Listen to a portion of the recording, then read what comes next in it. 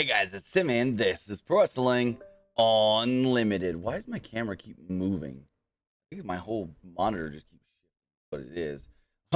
Anyways, what's going on, guys? It's Tuesday, not Monday, but we're talking Monday Night Raw. As you can hear, my voice is still a little sore. I was sick all day yesterday, like pretty dang sick. And I posted last night, not feeling well, not going to do the Raw review, plan to do it tomorrow. And someone messages me and goes, it's your job to make sure you do these reviews after every show, no matter how sick you are or not. And I'm like, I reply to the guy, I go, hey, fuck you. You want me to do it from the toilet? I've been shitting all day.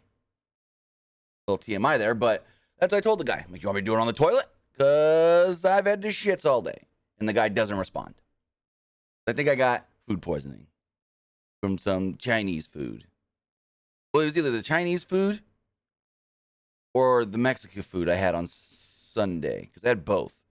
We had Mexican food where we went and got carne asada and fries for lunch, and then I had some like orange chicken with chow mein and whatnot for dinner from a place. So it's like, I don't know which place I got sick from, but I think I had food poisoning from one of the places. I was on the pot a lot of yesterday, upset stomach, my head was hurting. Plus, didn't help that I was out in the heat for 6-7 hours. It was over 105 degrees on Sunday. It's going to be 114 here today. God damn. I mean, it's already, by noon, it's supposed to be 104 here. By noon, it's supposed to be 104 today. That's crazy. Also, I want to say thank you to Dan the Man for the Twitch bit donations. Really do appreciate that. Enough of me bitching. We got Monday Night Raw to talk about from last night that I felt was not one of the better shows. Like, we're getting to the final hour of this show. I watched the whole show live on the air. I didn't go back, watch it later or anything. I watched the whole thing live. And they're doing stuff, and I look at my watch and I go, holy crap, there's still an hour left in this show. This felt long. This show felt dragged out to the nth degree. This almost felt like a 2-hour show. A show written for 2 hours turned into 3. So there were some okay and good things. I wouldn't say there was anything great on the show, but we'll get into it here in a second. I do want to say thank you if you are watching live, twitch.tv/PW Unlimited, or if you're watching or listening later, youtube.com/Pro Wrestling Unlimited, or podcast services all around the globe like Stitcher, Spotify, Google Pod, Apple Pod, Anchor, iHeartRadio, and so much more. If you are watching live, you can help us out a couple of different ways. You can help us out by hitting that donate button down below, or being like Dan the Man and donating Twitch bits in the live chat. Also, remember, you can help us out by subscribing to the channel one of 2 different ways. You can either subscribe with a tiered subscription, or you can subscribe with Amazon Prime. Because remember, if you have Amazon Prime or access to anybody's Amazon Prime, then you have Prime Gaming. You take that Amazon Prime account, you take that Twitch account, you link them together, bada bing, bada boom, you're Prime Gaming. And Prime Gaming gives you a lot of cool things like free games. And there are 3 in particular free games that are really worth your while this month. There is Assassin's Creed Origins, there is Football Manager 22, and Shadow of Mordor, plus a number of other really fun and interesting games. But those 3, huge games. Huge games. Shadow of Mordor, super good. Assassin's Creed Odyssey, fan-frickin-tastic game. So even if you don't want to use your one free subscription to subscribe right here, Pro Wrestling Unlimited, at least do it to get yourself some free video games, because there's a lot of good games this month, included with your Twitch Prime Gaming. I always fuck it up. Twitch Prime Gaming subscription. Also, remember, if you are watching on YouTube, you can help us out over there by hitting that join button to become a channel member. As a channel member, you get early access to news, early access podcast episodes, early access non-news videos, and so much more. Also, remember, you can get all of that, but more directly support us by heading over to patreon.com/PW Unlimited. And finally, head over to the Epic Game Store. Button doesn't want to work. Logo's not going to pop up on the screen. Well, what the frick? Hold on, let's do it manually. Head over to the Epic Game Store. Head over to the Epic Game Store. Oh, wait. That's why it's not working. I didn't click the right button. Now let's see if it works. Hold on. There we go. Head over to the Epic Game Store and buy something, whether that's a new game like Saints Row or the Uncharted Legacy of Thieves collection. Whether you're buying an old game like Grand Theft Auto Online, or you're buying something like Tomb Raider. Well, actually, Tomb Raider's free right now, but if you're buying something like Far Cry 6, or you're claiming the free games, which is free DLC or Knockout City, Shadow of the Tomb Raider Definitive Edition, and Submerged Hidden Depths, all are free right now. Use the code PW Unlimited at checkout. Why does it keep popping off the screen? Use code PW Unlimited at checkout to support us, whether you're buying any of those free games, claiming the free games, or getting bucks for Rocket League, Fortnite, Fall Guys, or Rumbleverse. Use our code PW Unlimited for any Epic Store and Epic Games purchases, and you will be directly supporting us, and it doesn't cost you anything extra to do so. I mean, I'm going to do it right now. I'm going to claim them free games and put in code PW Unlimited. It literally doesn't cost you anything to claim a free game and type in PWUNLITED, Unlimited. I spelt that wrong. There needs to be an M in there. Doesn't cost you anything. Put in the code. Why does it not want to take the code? There we go. You can claim all these free games, claim all this free stuff, and then boom. You're also supporting us by getting free games. I'll tell you right now, Shadow of the Tomb Raider, a fantastic game. I love that game. It's a free game that it says I already have. That means they must have given it away for free before. That's weird, giving away a free game that you've given away before. Because, I mean, it wouldn't say it's in my library if it wasn't free. Because I've paid for it on PlayStation when the game first came out, but not on the Epic Game Store. So they must have already given it for free. If you haven't claimed it, go claim it. Go claim it now. Right now. But with that, we got Monday Night Raw to talk about. It's a pretty good show. Not great or anything, but let's get right to it as the show kicks off with Edge. Edge made his way down to the ring, and he got a good reaction from the fans chanting Edge, Edge, Edge. A video recap Dominic turning on Edge and Mysterio at Clash of the Castle, or as Theory would like to call it, Crown Jewel. We'll get to that later. Edge talked about his relationship with Dominic since he was a kid. He wondered if Dominic was mad because he speared him a few weeks ago. Edge feels that Judgment Day is his fault, and so he returned to help Ray and Dominic against Judgment Day, and now Judgment Day has done the worst thing they can in taking Dominic into their control and this and that. He's like, I always felt like Dominic was a nephew to me. I always do cool things with him when we'd go travel San Diego and this and that and da-da-da-da-da. So Edge then says, Dominic, I'm not looking for an apology or a reason why you did what you did. I want you to come out here because I'm going to kick your ass. I'm going to beat your ass. You're a WWE superstar. Let's go. Ray comes out instead. And he's like, hey, don't do this, Edge. Edge, don't do this. You know you don't need to do this. He's like, Ray, you're long gone from having to stick up for your son and defend your son. He's an adult. He's old enough to drink. He's old enough to drive. He's old enough to be a WWE superstar. Now he needs to live up to his actions. Ray's like, come on, Edge. Please don't do this. You know you don't have to do it. And Edge is like, yeah, I do. I actually really do. And he's like, come on, Dominic, get out here. And then Rhea Ripley's music hits. Ripley said that Ray can't baby Dominic anymore and added that she has turned Dominic into a man. Dominic then walks out wearing all black. Ray told Dominic, snap out of it, son. Snap out of it. I know it's too late for you to apologize to Edge, but you don't need to do any of this. Ripley and Dominic then started walking towards the ring. Ray said that he couldn't be part of this and jumped out of the ring. He walked up to Dominic and told him, you don't have to do this. Please don't do this. Dominic ignores his father, so Ray walks off. The fans start chanting, Eddie's son, Eddie's son, Eddie's son. Dominic and Ripley walk towards the ring, distracting Edge, saying your Judgment Day is going to come, when Finn Balor and Damien Priest would jump Edge from behind and beat him down. Ray came back to help, but Dominic and Ripley blocked him, with Dominic then shoving Ray into Ripley, who would hit him from behind with a clothesline or a forearm. I'm not sure exactly which one. Back in the ring, Balor and Priest targeted Edge's leg, more likely his knee, more on his knee.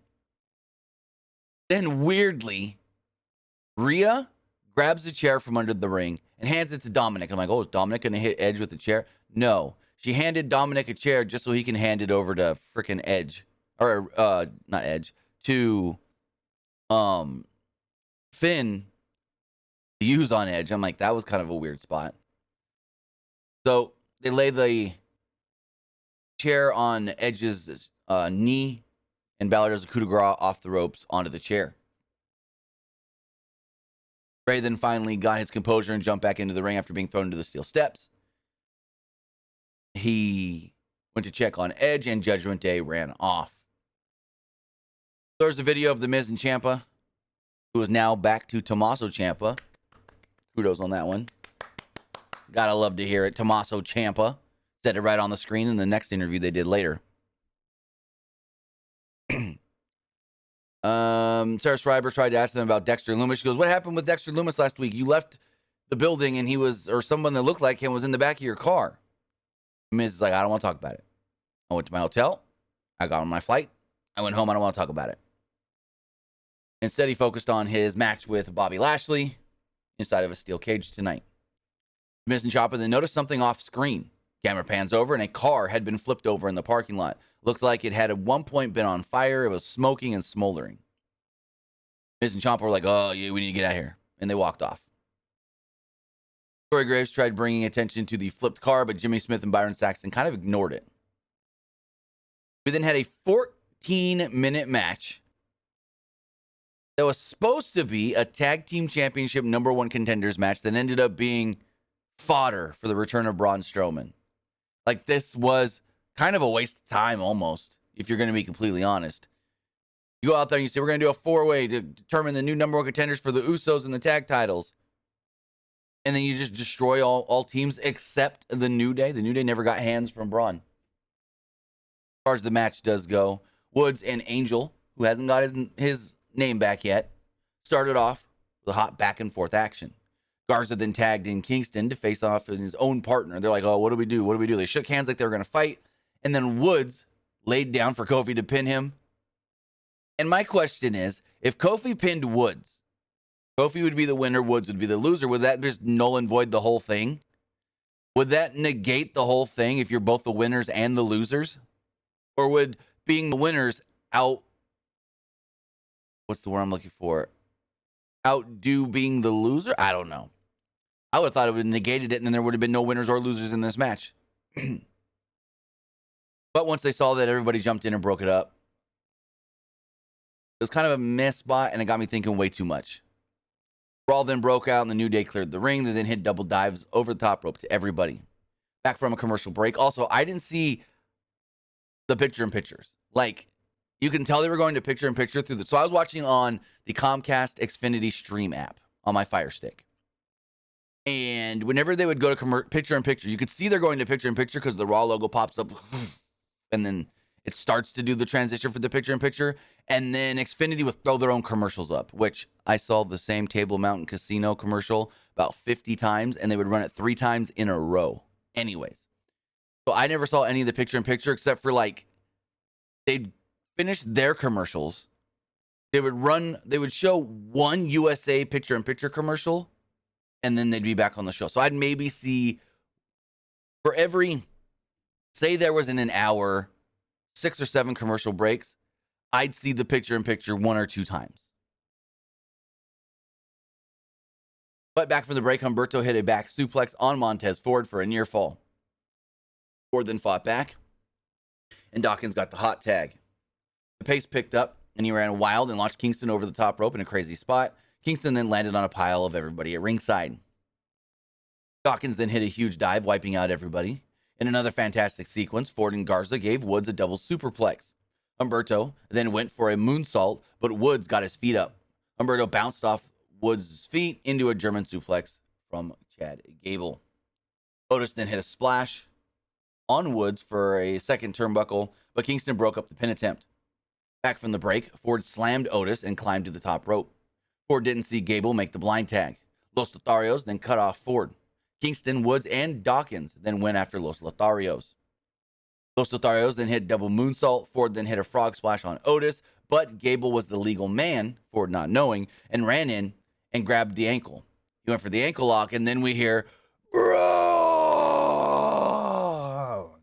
Braun Strowman's music would hit. He'd run down to the ring. Referee jumped out to stop him. Then the referee signals for the bell. When he realized what Braun was about to do, Braun destroyed everybody. They kept saying Braun Strowman destroyed all 8 men. It was 8-on-1. Braun beat down all... No, he didn't. He beat down 6.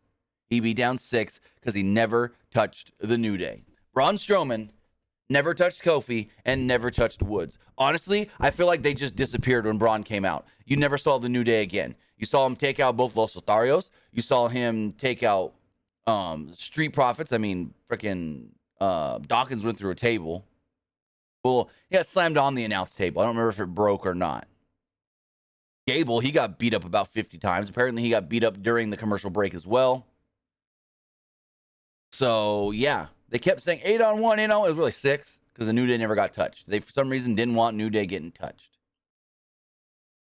It was a 14-minute match that ended with no winner, no new number 1 contender.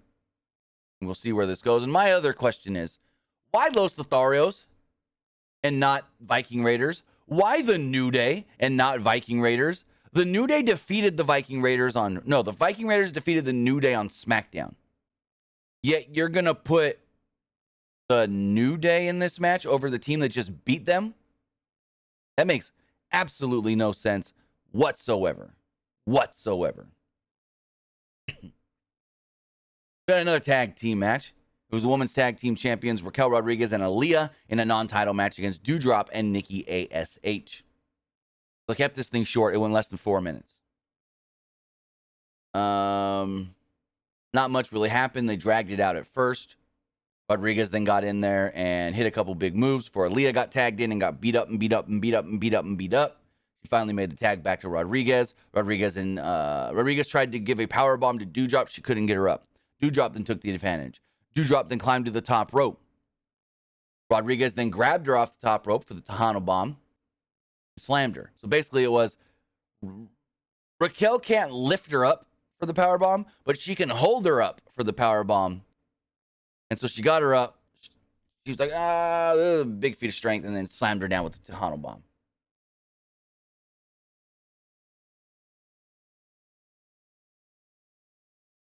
So afterwards, they showed Damage Control watching backstage. And then the champions celebrated after their win. Ray Mysterio was interviewed in the back. Megan Morant walked up like she was dreading asking Ray a question. She's like, so Ray, we saw what happened earlier with Dominic and the Judgment Day and Edge. What's next? She was shaking for some reason. And she was very timid. It was weird. Like she was nervous about something. And he's like, I need to talk to my son, but I need to do that in private. He's mad about what happened to Edge. And he said, Edge is family. And I'm challenging anybody in the Judgment Day to a one-on-one match, whether that is Finn Balor or Damien Priest. And no, I will never fight my son. I will never put hands on Dominic. I will never have a match with him. So you say. I think it's going to lead to Dominic versus Ray eventually. So after our break, the commentators discussed Walter versus Sheamus from Clash at the Castle. And they showed the fans giving Sheamus a standing ovation after the match. Out would then come Austin Theory. And this was just not a good night for Austin Theory as far as his promo goes.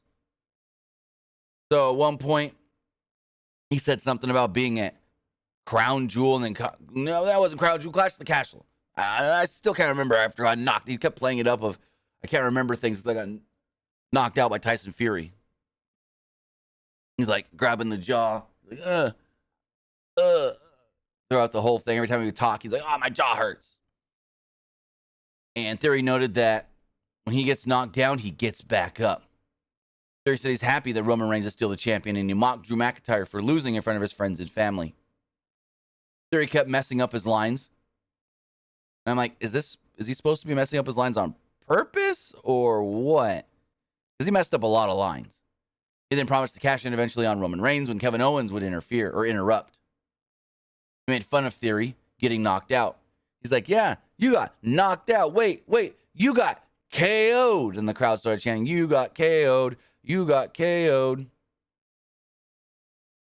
He then goes, well, you know what, Theory? Wait. Yeah, actually, I just realized you found your first name. I can call you Austin. I thought that was really funny. He's like, I can call you Austin Theory now. So Owens told him that Fury actually did you a favor, because if you would have tried to cash in, there's no way you would have been successful. So because Tyson Fury, knocked you out, you still get to hold on to that briefcase since your cash in never happened. Theory made fun of Owens for not holding a title in over a year or in many years. The fans tried to do the what chant, and he's going, what? You don't what me? And I like how Theory plays up when people try to what him. He literally just, what? It's like the third time I've noticed him do this recently. Owens then said that if it wasn't for Jey Uso and Paul Heyman, he probably would have been a champion. He would have been Universal Champion 18 months ago, ending Roman Reigns' reign 6 months in. Owens then noted that also the only reason you're holding that Money in the Bank briefcase is, well, because I wasn't in that ladder match to beat you. Theory called himself the handpicked future of the WWE. Owens countered that theory, saying that you're not handpicked anymore. Owens then asked Theory if he knew what next was. What was coming next? He goes, a referee is going to come down and slide into this ring. And he waits. And referee finally slides and he goes, could have been a little faster, bud. He goes, and then someone's going to say, enough talking, time to fight. Oh, that's me. Enough talking, time to fight. And he throws the mic down, and the match gets made. 16, almost 17-minute match. Really good match. I thought this was, both men did really good in this match. Other than Theory likes to do a lot of rest holds. A lot of, I'm going to grab your chin. Chin lock. I'm going to grab the arm and stretch the arm for a minute. And another chin lock and an arm bar, I think Theory needs to just add a little more to his repertoire. But Theory jumped out of the ring very early on, and Owens went right after him to beat him down at ringside. Theory had the brief advantage back in the ring, but Owens regained control. He hit a cannonball in the corner and followed this up with a frog splash off the apron. Back from a commercial break, Theory was firmly in control with a chin lock. During the match, they recap Tyson Fury knocking out Theory in Cardiff on a second screen, like a picture-in-picture. Owens then powered his way out and rocked Theory with shots to the jaw. He followed this up with 2 stiff clotheslines. Owens went for a swanton bomb off the apron, but Theory got his knees up. Back from a break, Owens knocked Theory off the ropes and hit a swanton bomb for a close near fall. Owens fought back and hit a super kick. Theory avoided a pop-up powerbomb and sent Owens into the post. Theory then recovered and went for the 8-count down. But Owens got out of it and they brawled around ringside. Theory sent Owens back first into the ring steps. And this looked bad. Like, Owens goes like this. Boom. Looks like his head hits, like, the steps are, here's the steps, right? Like my 2 fingers, step. Here's, like, the line of the one step. Owens' head looks like it cracked right into it. Very, very, very loud thud. And I'm just like, oh, man, that looked like it hurt. And that looked like it hurt bad. But Owens was okay. As far as we know, he kept on going. Theory went for a superplex, but Owens countered it into a fisherman's buster.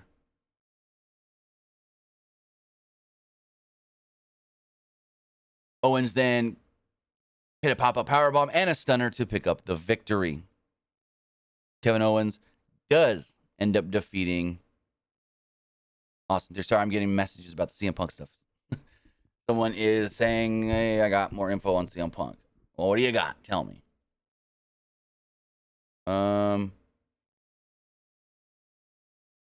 Gotcha. I'm going to have to look more into that. So in the back, The Miz and Tommaso Ciampa were getting ready for Miz's match. It also said Tommaso Ciampa on the actual screen. Dylan says, I think we will get Owens versus Theory Extreme Rules for the briefcase. No. There's no one and done. Theory's feuding with Johnny Gargano.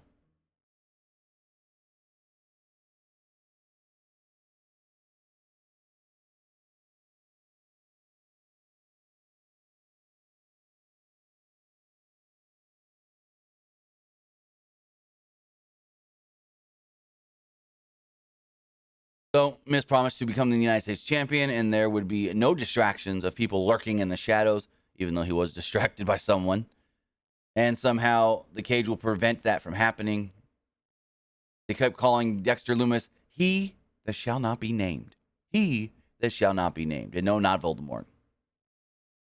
Another video package recapping Clash at the Castle. Damage Control then walked out towards the ring.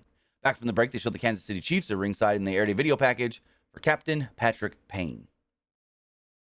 Damage Control then came out. Bayley, Io Sky, and Dakota Kai. Damage Control made their way out to the ring, and Bayley bragged about winning a Clash at the Castle. Io Sky noted that next week they get a tag team title shot because, well, last week the non-legal competitor was pinned, and that match should have never ended. She said that Raquel and Aaliyah need to enjoy their last week as champions. Bayley kept bragging about pinning Bianca when Bianca heard enough and came out to the ring. Belair challenged Bayley to a match right now, not for the title though. Bayley told her to shush, please. And she added, it's Labor Day. I don't work on Labor Day. And the fans booed loudly.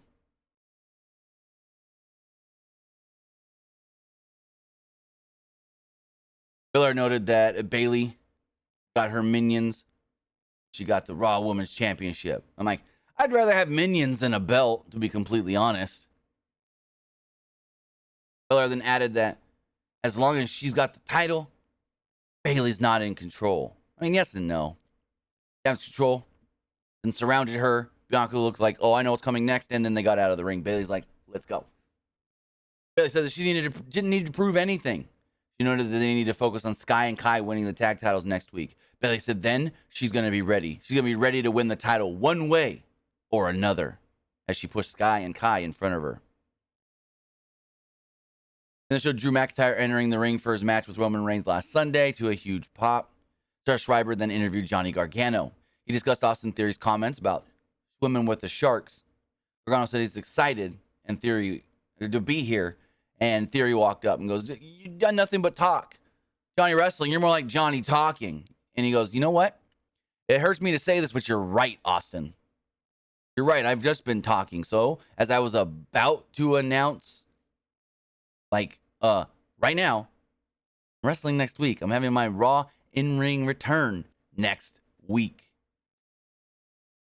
We see Ray Mysterio make his way out. They recapped Judgment Day attacking Edge earlier. Graves noted that he's at a hospital, local hospital, even though Jimmy Smith and Byron Saxton kept saying local medical facility.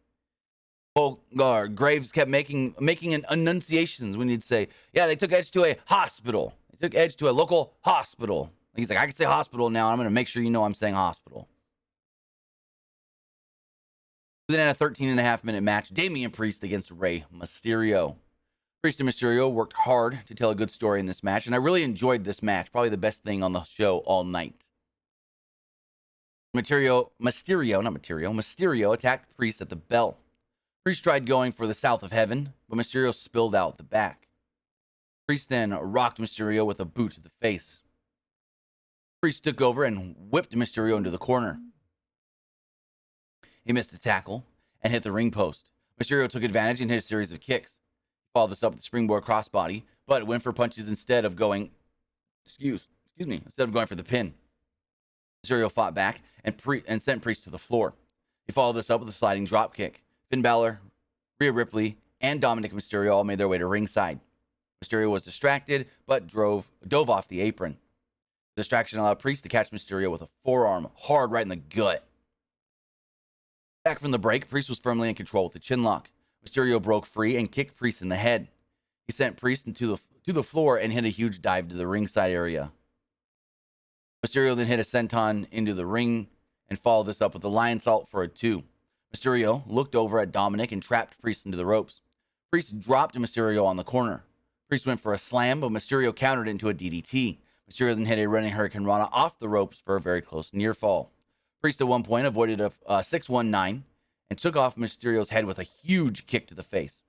He went for the Razor's Edge, but Mysterio reversed it and then went for a 619, but Dominic jumped up on the apron to stop it. Mysterio stopped in his tracks, not wanting to hit his son. Ripley then caused a distraction, allowing Priest to hit a huge clothesline from hell, basically. He followed it up with South of Heaven and pinned Ray to win the match. Afterwards, Ripley noted that there's only one more person left to be taken care of. And next week, Dominic will take care of Edge because Poppy always gets what Poppy wants. Ripley was fucking phenomenal tonight on the mic. Like, Rhea Ripley was just killing it the entire time. Her presence, her delivery, everything Rhea Ripley did last night was just grade A++ to the nth degree. Star Schreiber interviewed the U.S. champion Bobby Lashley. Lashley noted that the only reason Miz wants the cage match is to be safe from Dexter Lumis, and Lashley said, I don't care. Either way, I'll take this match. And then recap Braun Strowman returning earlier. And then said, Braun, well, what's next? Just random, like, producer behind the camera. Which I thought this was a funny way to do it. But they're like, Braun, hey, Braun. He's like, yeah, what's next? He's like, the monster among men. We'll see you guys on Friday. So Braun Strowman will be on SmackDown this Friday. And I'm going to double check something really fast.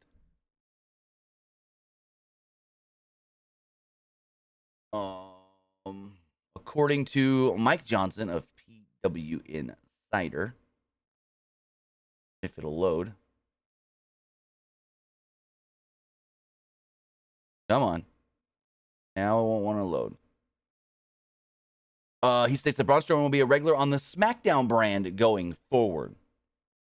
Also, Strowman is slotted as a babyface. Then aired some videos from social media. Two of them from after Clash of the Castle. One of Matt Riddle saying, I'm not done with Seth Rollins. I want another match. And then another with Seth saying, oh, Riddle wants another match? Well, I'm done with him. I'm moving on to stuff that's bigger and better. So I don't want to deal with him anymore.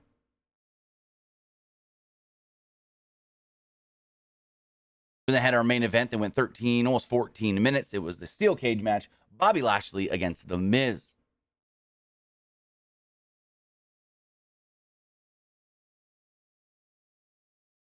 So basically, they did the intros, and then Miz grabbed the championship, the United States Championship, from the referee and hit Bobby Lashley across the back of the head with it, head and neck. He then threw Lashley out of the ring, and he and Ciampa beat down Lashley at ringside. They beat down Lashley, threw him into the steel steps. Actually, no. They threw the steel steps into his arm that was trapped up against the ring post. And then they go to break.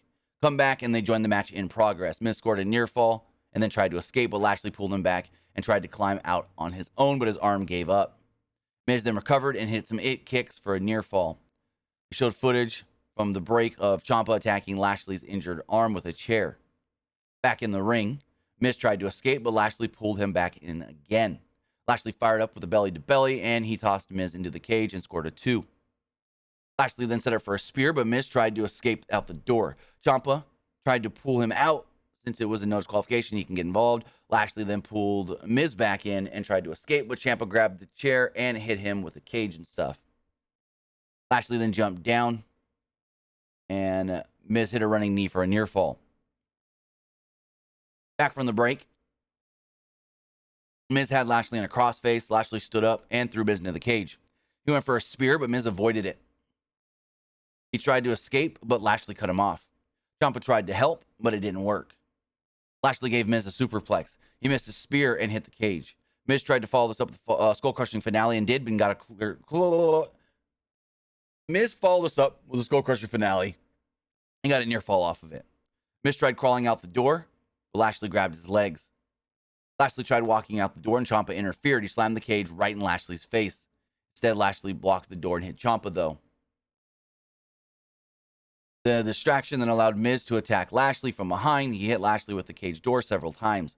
Lashley appeared knocked out, but was blocking the door, so Miz couldn't go out that way. Miz goes to climb over the cage, about to escape. Suddenly, Dexter Lumis appeared on the floor at ringside.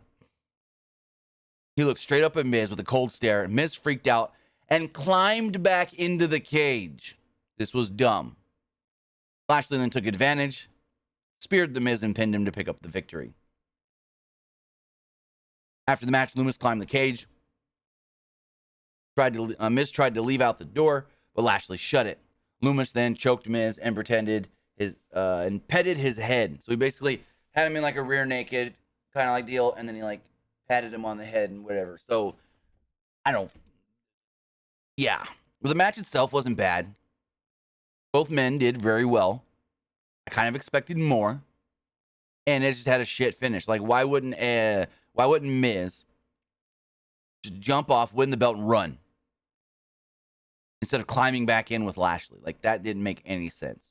But with that, guys, that was Monday Night Raw. Remember, you can be part of this show by letting me know what you thought by texting in to 510-906-1341. Again, that's 510-906-1341.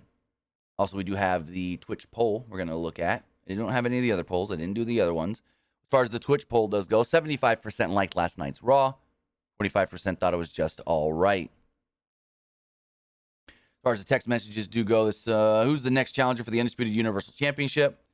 I have a feeling it could be Strowman. I mean, I could be wrong there, but it could be Strowman.